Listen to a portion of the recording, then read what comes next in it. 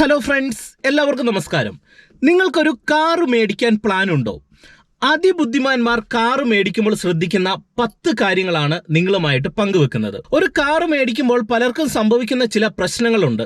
ഒന്ന്, ഉദ്ദേശിച്ച രീതിയിലുള്ള ഒരു വണ്ടി മേടിക്കാൻ കഴിയാതെ വരും. വണ്ടി മേടിച്ചു കഴിയുമ്പോഴാണ് പണി കിട്ടിയെന്നുള്ളൊരു ചിന്ത വരുന്നത്. ഒപ്പം തന്നെ വാഹനം മേടിച്ച് വാഹനം ഉപയോഗിക്കുന്ന സമയം മുതൽ കാർ ഒരു ബാധ്യതയായിട്ട് പല ആൾക്കാർക്കും വരും. അത്തരത്തിൽ നിങ്ങൾ ഇതുവരെയും ശ്രദ്ധിക്കാത്ത വളരെ പ്രധാനപ്പെട്ട ചില കാര്യങ്ങൾ വണ്ടി മേടിക്കുന്നതുമായി ബന്ധപ്പെട്ട് നിങ്ങളുമായിട്ട് ഷെയർ ചെയ്യാം. ഒന്നാമത്തെ പോയിന്റ് കൃത്യമായിട്ടുള്ള ബഡ്ജറ്റ് പ്ലാനിംഗ് ആണ്. ഈ ബഡ്ജറ്റ് പ്ലാനിങ്ങിന് ശരിക്കും പറഞ്ഞാൽ ഒരു റൂൾ ഉണ്ട്, 20-4-10. അതായത് നമ്മളൊരു വാഹനം മേടിക്കുന്ന സമയത്ത് വണ്ടിയുടെ 20% നമ്മൾ ഡൗൺ പേയ്മെന്റ് കൊടുത്തിരിക്കണം. ഒപ്പം തന്നെ 4 വർഷത്തിൽ കൂടുതൽ നിങ്ങൾ ലോൺ ചെയ്യുന്നുണ്ടെങ്കിൽ അതിന് മുകളിലേക്ക് ലോൺ ചെയ്യാനായിട്ട് പാടില്ല. ഒപ്പം തന്നെ നിങ്ങളുടെ വരുമാനത്തിന്റെ ഒരു 10% മാത്രമേ വാഹനത്തിന് ലോൺ അടയ്ക്കാനായിട്ട് പാടുള്ളൂ. എന്തിനാണ് നമ്മൾ ഒരു വാഹനത്തിന് 20% ഡൗൺ പേയ്മെന്റ് കൊടുക്കണമെന്ന് പറയുന്നത്? അതിന് പ്രധാനപ്പെട്ട ഒരു ഗുണമെന്ന് പറയുന്നത്, നമുക്കൊരു വാഹനം മേടിക്കുന്ന സമയത്ത് പലിശ ഭാരം നല്ല രീതിയിൽ കുറയ്ക്കാനായിട്ട് കഴിയും. മൊത്തത്തിൽ അടച്ചു വരുന്ന സമയത്ത് നല്ല രീതിയിലൊരു പലിശയുടെ അളവിൽ കുറവ് വരും. EMI അടയ്ക്കുന്നത് കുറയ്ക്കാനായിട്ടും ഇത് വളരെയധികം നിങ്ങൾക്ക് പ്രയോജനം ചെയ്യും.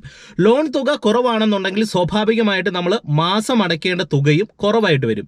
ഇത് നിങ്ങളുടെ ടോട്ടൽ ബഡ്ജറ്റുമായിട്ട് ബന്ധപ്പെട്ട് നിൽക്കുന്ന സമയത്ത് ഒരുപാട് തുക നിങ്ങൾക്ക് വാഹനവുമായി ബന്ധപ്പെട്ട് സ്പെൻഡ് ചെയ്യാതെ ഒരു കുറഞ്ഞ തുക വാഹനത്തിന്റെ ലോണുമായിട്ട് ബന്ധപ്പെട്ട് നമുക്ക് അടയ്ക്കാനായിട്ട് കഴിയും. ഒപ്പം തന്നെ നെഗറ്റീവ് ഇക്വിറ്റി നിങ്ങൾക്ക് ഒഴിവാക്കും. ഷോറൂമിൽ നിന്ന് പുറത്തിറങ്ങുന്ന നിമിഷം തന്നെ കാറിന്റെ വില കുറയും. കുറഞ്ഞ ഡൗൺ പേയ്മെന്റ് നൽകിയാൽ ചിലപ്പോൾ കാറിന്റെ അന്നത്തെ വിലയേക്കാൾ കൂടുതൽ തുക നിങ്ങൾ ലോൺ അടച്ചു തീർക്കാൻ ബാക്കി നിൽക്കേണ്ട ഒരു സിറ്റുവേഷൻ വരും.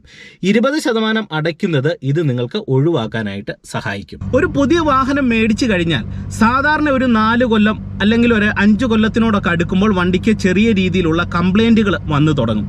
അപ്പം നമ്മളൊരു 4 കൊല്ലം കൊണ്ട് ഈ ബാധ്യതയെല്ലാം തീർന്നു കഴിഞ്ഞാൽ നമുക്ക് ആ ബാധ്യതയെക്കുറിച്ച് പിന്നീട് ഓർത്ത് ചിന്തിക്കേണ്ട. വാഹനത്തിന് എന്തെങ്കിലും മെയിൻ്റനൻസ് വന്നു കഴിഞ്ഞാൽ അത് മാത്രം നമുക്ക് നോക്കി പോയാൽ മതി. അപ്പോൾ എല്ലാം കൊണ്ടും ഗുണമെന്ന് പറയുന്നത് ഒരു 4 കൊല്ലം അല്ലെങ്കിൽ ഒരു 3 കൊല്ലം ഒക്കെ ലോൺ ചെയ്യുന്നതാണ്.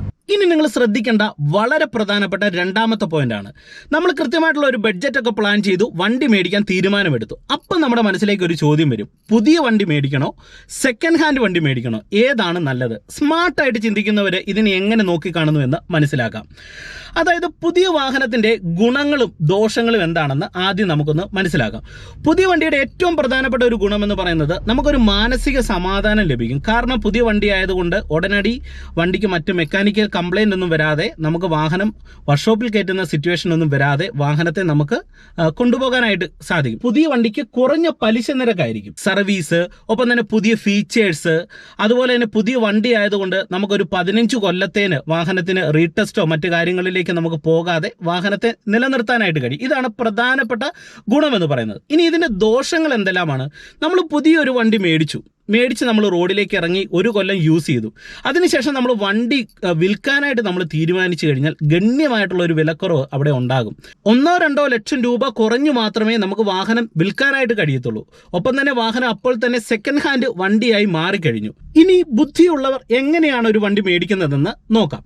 നമുക്ക് ശരിക്കും പറഞ്ഞാൽ 2 ഓപ്ഷൻസ് ആണുള്ളത്. ഒന്ന്, ഒരു പുതിയ വണ്ടി മേടിക്കുക. മറ്റൊന്ന്, വലിയ പഴക്കമില്ലാത്ത സെക്കൻഡ് ഹാൻഡ് നല്ലൊരു വണ്ടി മേടിക്കുക.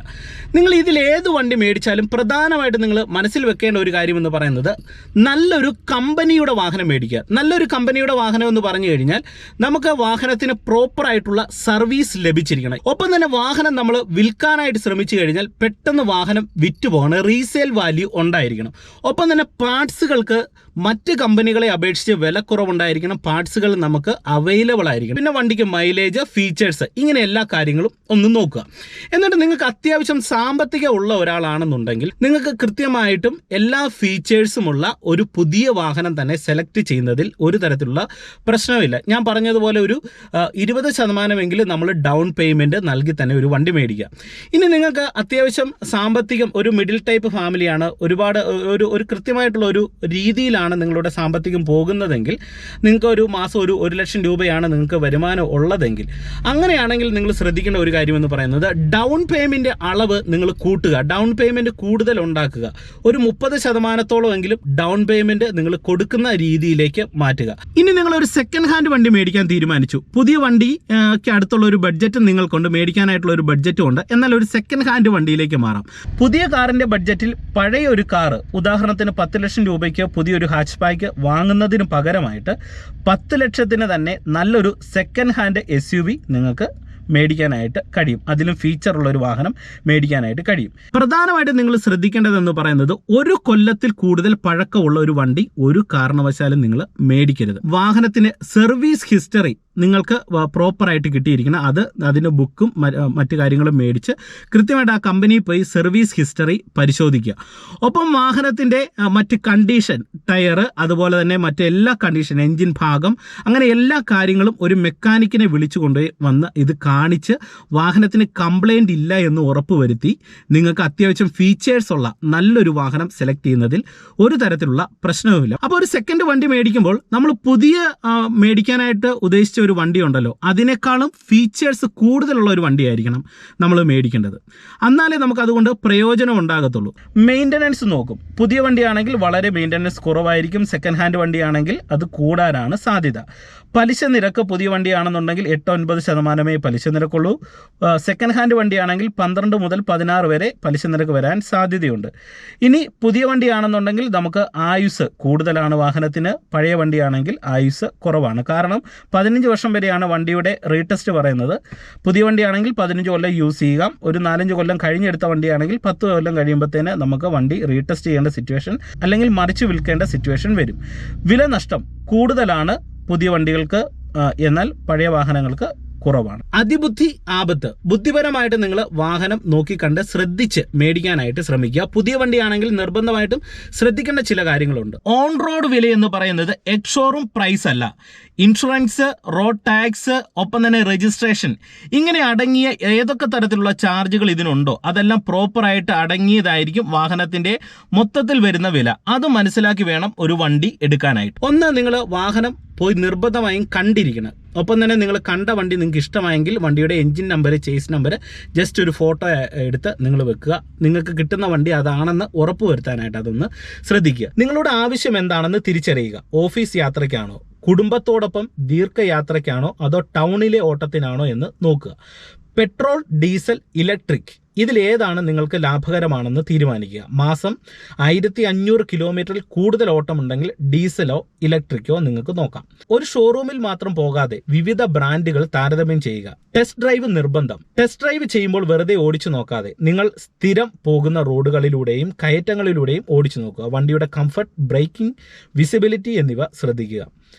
ഇൻഷുറൻസ് ലാഭിക്കാം. ഷോറൂമിൽ നിന്ന് നൽകുന്ന ഇൻഷുറൻസിന് പലപ്പോഴും വില കൂടുതലായിരിക്കും. പുറത്തുനിന്ന് മികച്ച പോളിസികൾ കുറഞ്ഞ നിരക്കിൽ ലഭ്യമാണോ എന്ന് നോക്കുക. അക്സസറീസ്. ഷോറൂമിൽ നിന്ന് നിർബന്ധപൂർവ്വം നൽകുന്ന ആവശ്യമില്ലാത്ത അക്സസറീസ് ഒഴിവാക്കാം. ഫ്ലോർ മാറ്റുകൾ, സീറ്റ് കവർ തുടങ്ങിയവ പുറത്തുനിന്ന് കുറഞ്ഞ വിലയ്ക്ക് മേടിക്കും. PDI നിർബന്ധം. Pre delivery inspection. വണ്ടി രജിസ്റ്റർ ചെയ്യുന്നതിന് മുൻപ് നേരിട്ട് പോയി പരിശോധിക്കുക. ബോഡിയിൽ പോറലുകളോ അതുപോലെ തന്നെ മറ്റ് വിള്ളലുകളോ അങ്ങനെ എന്തെങ്കിലും ഉണ്ടോ എന്ന് നോക്കി ഇല്ല എന്ന് ഉറപ്പുവരുത്തുക. ഒപ്പം നിങ്ങൾ കണ്ട വണ്ടി ഇഷ്ടമായെന്ന് തോന്നിയാൽ വണ്ടിയുടെ എൻജിൻ നമ്പറും ചേസ് നമ്പറും ജസ്റ്റ് ഒരു ഫോട്ടോ എടുത്ത് വെക്കുക. നിങ്ങൾക്ക് ഡെലിവറി തരുന്ന സമയത്ത് ആ വണ്ടിയാണോ എന്ന് നോക്കി ഉറപ്പുവരുത്തുക. മികച്ച ഓഫറുകൾക്കായി കാത്തിരിക്കുക. വർഷാവസാനം അല്ലെങ്കിൽ ഫെസ്റ്റിവൽ സീസണുകളിൽ ഡിസ്കൗണ്ടുകൾ ലഭിക്കാറുണ്ട്. പഴയ സ്റ്റോക്കുകൾ ഉണ്ടെങ്കിൽ അതിന് ഇളവ് ലഭിക്കാൻ സാധ്യതയുണ്ട്. അത് ചോദിച്ച് തന്നെ മേടിക്കുക. അപ്പോൾ ഇത്രയും കാര്യങ്ങൾ നിങ്ങളൊന്ന് ശ്രദ്ധിച്ച് ഒരു വാഹനം മേടിക്കാനായിട്ട് ശ്രദ്ധിക്കുക. ഈ വീഡിയോ നിങ്ങൾക്ക് പ്രയോജനം ചെയ്താൽ കൂട്ടുകാർക്ക് ഷെയർ ചെയ്യുക. ഒപ്പം തന്നെ ചാനൽ സബ്സ്ക്രൈബ് ചെയ്യാത്തുണ്ടെങ്കിൽ ഒന്ന് സബ്സ്ക്രൈബ് ചെയ്തിട്ടേക്ക്. വീണ്ടും നാളെ നമുക്ക് മറ്റൊരു അറിവുമായിട്ട് കാണാം. Okay, by.